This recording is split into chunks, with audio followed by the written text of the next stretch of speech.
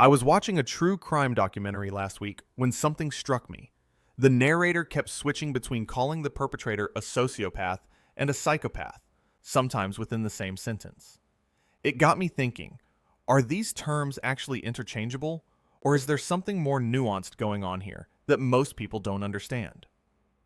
Here's what's fascinating about this topic. Even mental health professionals don't always agree on where to draw the line between sociopathy and psychopathy. Some experts argue they're completely different disorders, while others suggest they're simply variations of the same underlying condition. This disagreement isn't just academic. It has real implications for how we understand, treat, and even prosecute individuals with these conditions. Let me start with what might surprise you most. Neither sociopathy nor psychopathy appears as an official diagnosis in the Diagnostic and Statistical Manual of Mental Disorders, which is essentially the Bible of psychiatric diagnosis. Instead, both conditions fall under the broader umbrella of antisocial personality disorder. But here's where it gets interesting. While the official manual groups them together, researchers and clinicians have identified distinct patterns that separate these two conditions. Think of it this way. If antisocial personality disorder is like saying someone has a heart condition, then sociopathy and psychopathy are like distinguishing between different types of heart problems. They might affect the same organ system, but they manifest differently and require different approaches. The key difference lies in how these conditions develop and express themselves. Psychopathy appears to be largely biological in origin. Brain imaging studies have shown that psychopaths have structural differences in areas responsible for empathy, fear processing, and impulse control. It's as if they're born with a different neurological blueprint. Dr. Kent Keel, a prominent researcher in this field, describes psychopaths as having what he calls paralimbic dysfunction. Essentially, the emotional centers of their brains don't fire the way they do in neurotypical individuals. Sociopathy, in contrast, seems to develop primarily through environmental factors. Childhood trauma, abuse, neglect, or exposure to violence can literally reshape the developing brain, creating the patterns we associate with sociopathic behavior. While psychopaths might be born different, sociopaths are often made by their circumstances. This fundamental difference in origin creates cascading effects in how these conditions manifest. Psychopaths tend to be remarkably good at mimicking normal social behavior.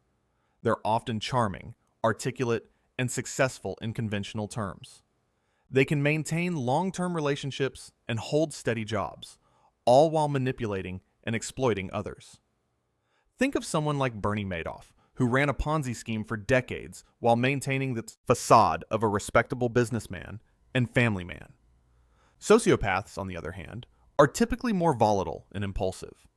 Their behavior is less controlled and more reactive. They might form attachments to particular individuals or groups, but these relationships are often intense and unstable.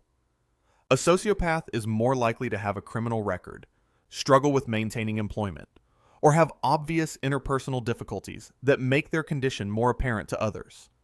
Here's a practical example that illustrates this difference. Imagine both a psychopath and a sociopath working in the same office environment.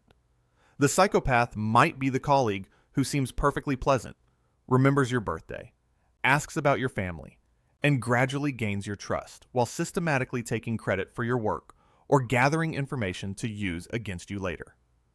Their manipulation is calculated and long-term. The sociopath in the same environment might be the person who has explosive outbursts when criticized, forms intense friendships that end dramatically, or makes impulsive decisions that hurt their career prospects.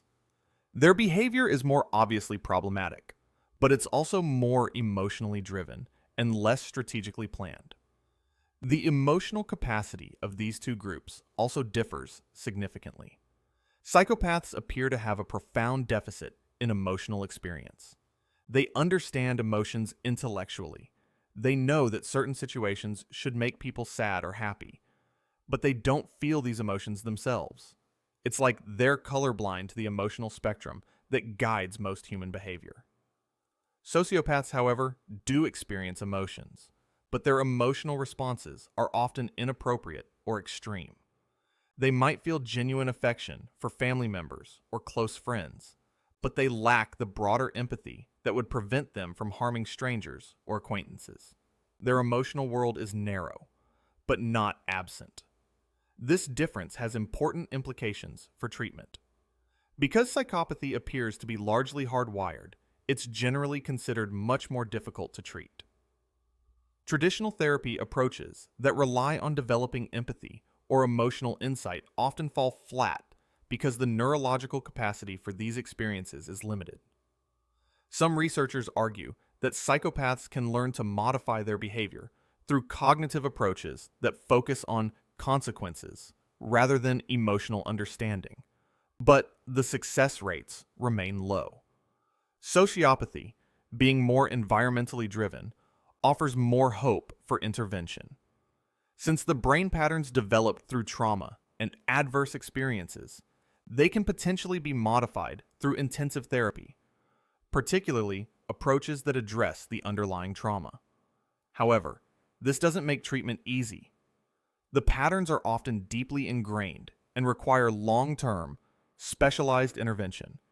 The criminal justice implications of these differences are profound. Psychopaths are more likely to be repeat offenders and are generally considered to have a poorer prognosis for rehabilitation. Their crimes tend to be more calculated and predatory. Sociopaths might also engage in criminal behavior, but their crimes are more likely to be impulsive and emotionally driven, which could make them more amenable to certain types of intervention. Let's consider the case of Ted Bundy, often cited as a classic example of psychopathy. Bundy was charming, intelligent, and able to maintain a facade of normalcy that allowed him to lure victims and evade capture for years. His crimes were methodical and showed no signs of emotional disturbance on his part. In contrast, someone like Aileen Wuornos, the serial killer portrayed in the movie Monster, displayed more sociopathic traits. Her crimes, while horrific, were more impulsive and seemed driven by rage and past trauma rather than cold calculation. It's crucial to understand that these distinctions don't excuse or minimize the harmful behavior associated with either condition.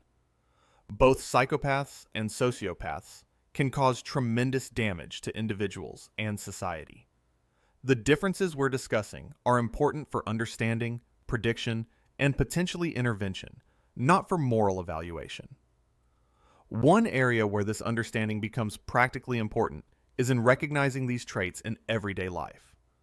Most psychopaths and sociopaths aren't serial killers or major criminals.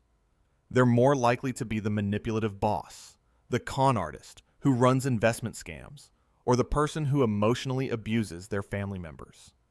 Recognizing psychopathic traits might involve noticing someone who seems too good to be true, excessively charming, quick to establish intimacy, always has a reasonable explanation for suspicious behavior, and gradually isolates you from other relationships or influences. They might have a history of short-term relationships that ended badly, though they'll always have an explanation that makes the other person seem unreasonable. Sociopathic traits might be more obvious. Emotional volatility, impulsive decision-making, intense but unstable relationships, and a tendency to blame others for their problems. They might have obvious gaps in their employment history, or a pattern of burning bridges with friends and colleagues. The research in this field continues to evolve. Some scientists argue that psychopathy and sociopathy represent different points on a spectrum rather than distinct categories. Others propose that there might be subtypes within each category that we haven't fully identified yet. Brain imaging technology is providing new insights into the neurological differences between these conditions and typical brain function. Recent studies have also explored the role of genetics more deeply. While environmental factors clearly play a role in sociopathy, researchers have identified certain genetic variants that might predispose someone to psychopathic traits. However, having these genetic markers doesn't guarantee that someone will develop psychopathy. It's more like having a genetic predisposition to certain medical conditions. Understanding these differences also helps us think more clearly about prevention.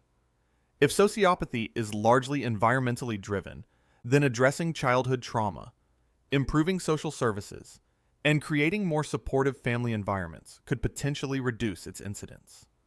For psychopathy, which appears more biologically based, early intervention might focus on teaching coping strategies and behavioral controls, rather than trying to develop empathy that might not be neurologically possible.